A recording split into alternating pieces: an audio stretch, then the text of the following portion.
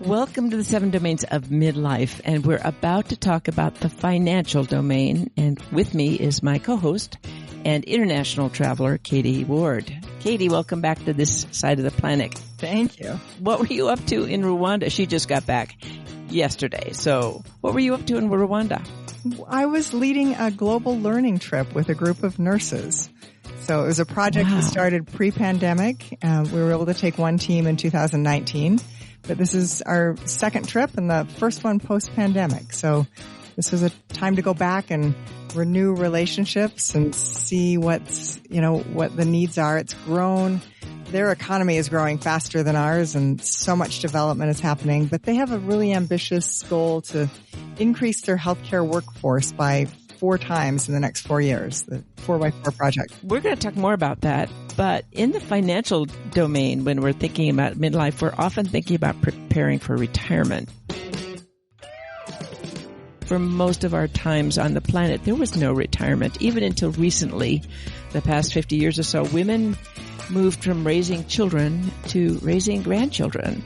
And they became important in their communities in the role of keeping the family and the community together, often teaching sort of without a teaching certificate, but teaching children.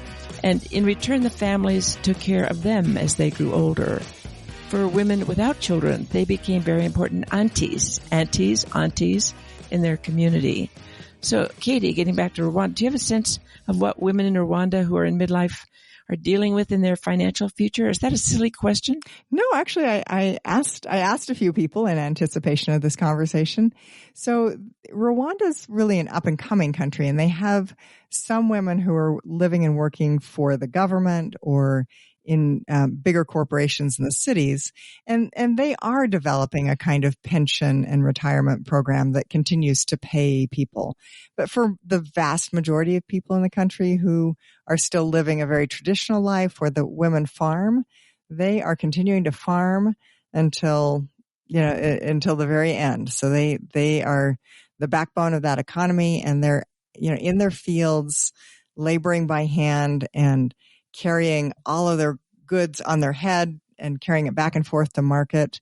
And as you said, helping raise the kids and being the elders in the village. And in many more traditional countries or cultures, women who can't do that kind of work anymore stay and take care of the children. If they can't do that work, they will stay and watch the kiddies while the moms are out doing that stuff. It's a very integrated life for a whole life. But we have this idea of work and then retirement, or work and then play, and it's pretty new, I think. It is. It's a new concept there, but they actually have a special handshake. So I would notice as people greeted me that I got an unusual handshake. So they would shake my hand and then they would grab their arm with which they were shaking my hand. And I'd seen this and I thought, well, maybe I finally asked, what does this mean? And they said, oh, that's a sign of respect to your elders. So then I knew I was a little bit older because I was getting the special handshake. Well, in Asia, you become an auntie, even if you're not, so people would call me when I would visit my brother in Malaysia, they would call me auntie, even though I wasn't their auntie. But there was a sign that I would, at that time of life, that had a certain level of respect. Mm-hmm. Well, getting back to contemporary U.S. life, most women work outside the home, and maybe not full time, but they do. And they may realize that they'll always be working because they don't work in a job that has a retirement plan, or maybe they're thinking about planning for retirement. I certainly was. And at 45, I actually started my Alive at 55 plan. And clearly I loved my work, but I wasn't sure I'd always love my work. And staying up all night with blood on my shoes as an obstetrician, I knew that I wasn't going to be able to do that forever. And I really wanted to be able to do what I wanted to do at 55. And so it meant sitting down with my husband and a financial planner and kind of deciding to lead a small life, a small house. And that way we had options. But it took me thinking about it, and it took someone to teach me about it. At midlife for me, I went through a divorce. Instead of feeling like I had the security of two people's income, I realized I was going to be the captain of my financial ship. And I mean, it had significant implications for me financially getting divorced. One of them was thinking about how do we split our assets, and then really taking a good hard look at what that was going to mean for me in terms of my trajectory of work and retirement. So when we were married, we had a much younger age at which we imagined we would retire and go, lead this imaginary life. And, when that changed, I had to say, I'm responsible for this. And in some ways I liked the freedom of being able to make my own decisions, my own investments. But that burden of I'm now responsible for my financial security, and it's a, finite pot of money. It really changed my, how I managed money. Did you look for help? Did you get some advice? I meet with the financial advisor through my work kind of periodically. And I had this one financial advisor who, his approach was to say, I want you to imagine the retirement you want, and then we'll work backwards. And I said, you don't know me that well, but I love the life I'm living right now. And I have a very hard time imagining retirement. I don't really want to think about it. Here's my little pile of money. Just rearrange it so it's earning whatever it's supposed to earn. And I will live within my means when the time comes. But I still don't like to think. I like what I'm doing right now so much that the idea of not doing this is hard to actually even imagine. I don't even want to. Oh, right. I sort of think about the money, but I am I'm living the life I want right now. And I don't want to imagine not doing it. Right. Well, so for women who maybe they have a job and maybe their job has some kind of financial planning or some kind of retirement plan. Most jobs that have, a fair number of employees have to have this. And there is usually someone, if they work with Fidelity or they work in academics and nonprofits, they might work with TIAA, and you could talk to someone there for free. Mm-hmm. But being financially smart means you have to at least know where your money is. So, and you had to find out where your money was, what was yours and where it was and how far could it get spread out. And, you can visit your Social Security. It's very hard getting into your Social Security website. Your personal one it takes dual identification and it takes a little computer savvy. If you do it on the phone, the people are wonderful, but you'll have to wait a half an hour. So it's a little tricky to find out what your Social Security is going to be. But sometimes they actually, starting at about 60, they start sending you out a piece of paper that says, this is what it's going to be. So at least you know that. So I think that if you're not sure what you have and you're not sure how to manage it, there are people, financial advisors, who often work with financial institutions, and some of them do it for free. Some of them do it for some money, but some of them do it for free. And so if your retirement plan at work has investments in Fidelity or something, there are advisors at Fidelity will do it for free. But you want to make sure that they are licensed financial advisors, and you can find out from them, and that they are fiduciary, meaning they have an obligation to put your best interests above their own. They're not allowed to collect commissions from any kind of savings or investments that you do if you're going to do that. But if you don't have enough to even think about investments, you at least ought to know what your budget is. I was thinking hopefully we can put a link to one or two good financial advisor resources in the show notes if people are interested. Yeah, well, the Money Smart, if you just Google Money Smart, MONEYSMART, it will get you to the FDIC's website. It turns out that United Way often can get people. United Way is an umbrella organization for many, many different resources for people in the community, and that includes financial planning and financial resources. So United Way is another organization that can help connect you with financial, not so much money. They're not going to give you money, but they can. They can connect you with people who can offer you resources if you need them, but they can connect you with advisors. But Money Smart, MONEYSMART, and that can get you started. So it's time now to at least kind of figure out what's in your wallet. There's that advertiser. What's in your wallet? And then there are women. Imagine someone who's not in charge of the family finances. She's married. She partnered. And they really haven't ever thought about participating. They don't really know what their partner might have, and their partner might be screwing around with them. What did you call it? You called it financial infidelity? Financial infidelity. Financial infidelity. Yeah. Yeah, that's when somebody is putting money in places that aren't your benefit. And that's the worst possible kind of outcome. But that's the time when you do need to sit down with your partner and a third party to talk about, get your heads together and make sure you're on the same plan. Because for many women, if they are not working or working part-time and they're counting on their partner as being the primary provider of resources in their later years, they better find out what they've got. And that takes an honest conversation, I think. Yeah.